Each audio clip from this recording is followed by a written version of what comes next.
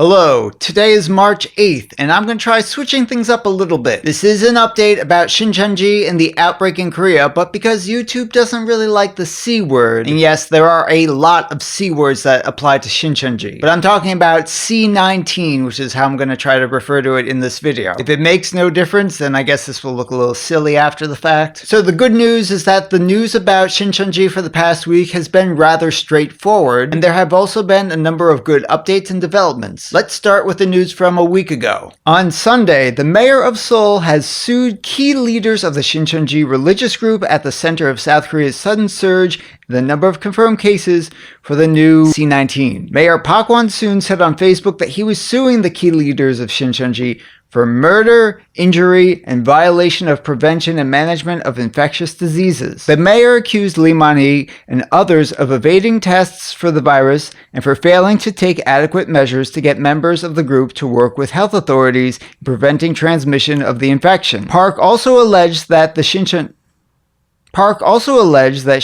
provided false information that obstructed the work of the health authorities. So that's good, the mayor of Seoul is trying to take action. Now on Monday, this important piece of information dropped. The Justice Ministry said 42 people of the Shincheonji sect visited Wuhan from July last year to February this year, according to an exhaustive search of the travel records of 244,000 followers. If you'll recall from the last video, Shincheonji claimed that their church in Wuhan had ceased operations around December last year. However, after investigations of the members' travel records, we found out they were still operating in Wuhan as recently as last month. So they lied and they kept that information secret. One weird development happened on Monday. Shincheonji leader Lee Man-hee apologized over C19 spread. He came out publicly and he assumed responsibility for Shincheonji's role in the spread of the virus. So if you see any Shincheonji members online or people who are pretending not to be Shincheonji members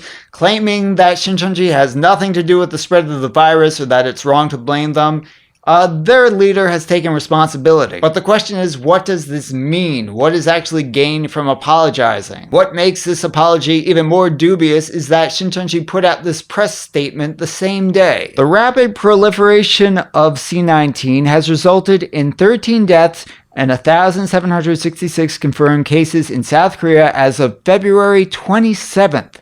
Shincheonji Church so far has nearly 500 members confirmed positive, and as a result has become the target of discrimination and defamation. Well, first of all, if this came out on Monday, why are they referring to Thursday statistics? Looking at those numbers, it makes it sound like Shincheonji makes up less than a third of the cases, whereas in reality, they make up at least 60%. Here they are again trying to have it both ways. They're apologizing and saying that blaming them is wrong. And some other weird shenanigans happened directly after that public press conference. You see, Lee Man-hee claimed that he had been tested by Shincheonji and that he tested negative for C19. However, after Lee ended his press conference Monday afternoon, Gyeonggi officials tried to take a sample from him but were blocked by Shincheonji members. Governor Lee Jae-myung also said he will arrest Lee Man-hee and hand him over to the police if he refuses to take the test. Article 42 of the Infectious Disease Control and Prevention Act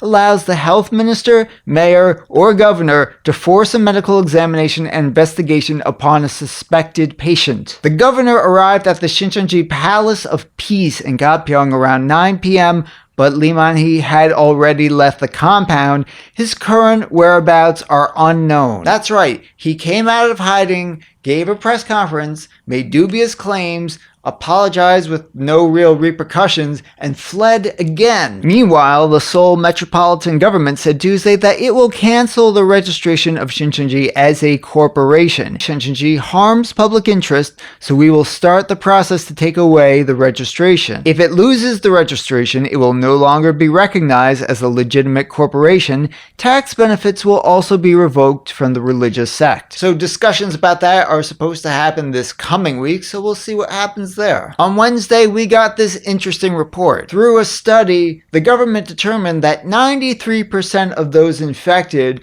are either Shincheonji members or their immediate family, acquaintances, or contacts. So while Shincheonji members make up 60% of infected cases, 93% of the cases are a result of their actions or coming into contact with other people. That means almost the entirety of the infections in Korea are caused by this one group. Here's a positive turn of events. The website of Shincheonji was hacked at 9:48 a.m. Wednesday for around 10 minutes and multiple times in the afternoon. The Q&A section of the website showed a pop-up message saying a middle school student hacked all of Shincheonji's website along with a picture of a sitting Buddha statue. On Wednesday afternoon, over 15 posts ridiculing the religious group appeared as notices on the website, leading to the closing of the Q&A page. So whoever was responsible for hacking Shincheonji's website, good job, kid. Some positive news on Thursday. Over 3,000 of the 10,914 members of the Shincheonji religious sect in Daegu have been diagnosed with C19. Okay, that itself isn't the good news. The good news is they finished testing all of the Shincheonji members in Daegu. And now they've just been testing as many residents in Daegu as possible. So they're starting to have a really firm idea of how many people in Daegu are infected and how easily it can spread still. Now there's been a bit of an unfortunate development about the prosecution process. Justice Minister Chu Mi-ae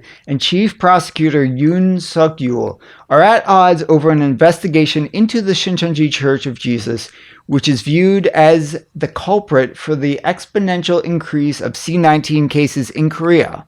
While Minister Chu is pushing Yoon to request a search warrant for the sect's offices, Yoon is taking his time. Now don't jump to conclusions and assume that the chief prosecutor is a member of Shincheonji. Apparently these two have always been at odds as long as they've both held these positions. It's annoying, dumb politics, but hopefully it will be resolved soon. In the same article, on Wednesday the Daegu District Prosecution's Office refused to ask a court for a search warrant filed for by the local police, for the second time following a similar filing Monday. Now that one might be connected to Shincheonji. Now when I asked about what does that public apology from Monday actually mean, well, this followed it. Shincheonji made a massive donation to a charity on Thursday, sending 12 billion won, which is roughly $10 million, to the Community Chest of Korea. According to the Community Chest of Korea, the religious sect wired the money to its fundraising account without prior contact. We didn't even know the money arrived because we don't check the account constantly, said an official from the Community Chest of Korea.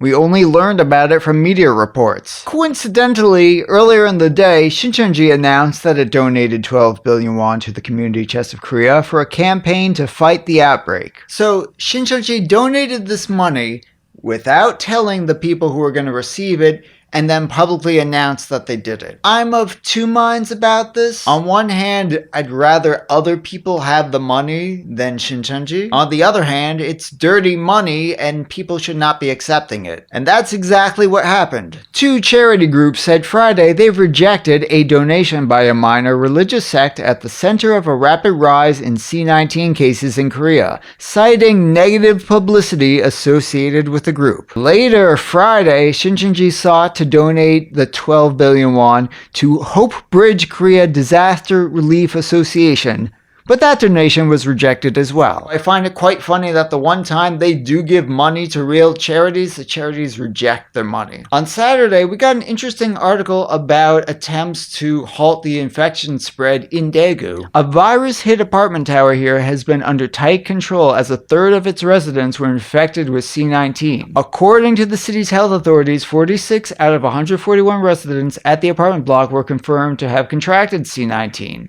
The city put the residential complex under group isolation. The city authorities said 94 of the residents were members of the Shincheonji Church, which is largely responsible for the virus outbreak. I mean, that's no coincidence. 94 out of 141 people in one apartment building are members of Shincheonji. I feel sorry for the rest of the residents there. And finally, the latest from today, Sunday, South Korea reported 367 additional cases of C19 on Sunday, bringing the total number of infections here to 7,134. Of Of the 367 new cases, 294 cases came from Daegu. Again, unsurprising since they're now trying to test everybody there. We should expect that a lot of cases will be found in the place most likely to have them. And this number 367 is a bit lower than the most recent daily rates. In fact, in Seoul, a city of 10 million people, the number infected stands at 120. 120 people after a month and a half, averages to single digits every day. I think that is the best example of how well South Korea has been handling this. The outbreak in Daegu is obviously mostly the cause of Shincheonji. I hope this means the daily rate of infections will keep dropping. I'd like to think we're over the worst of it, fingers crossed, and I'd like to think that for Shincheonji,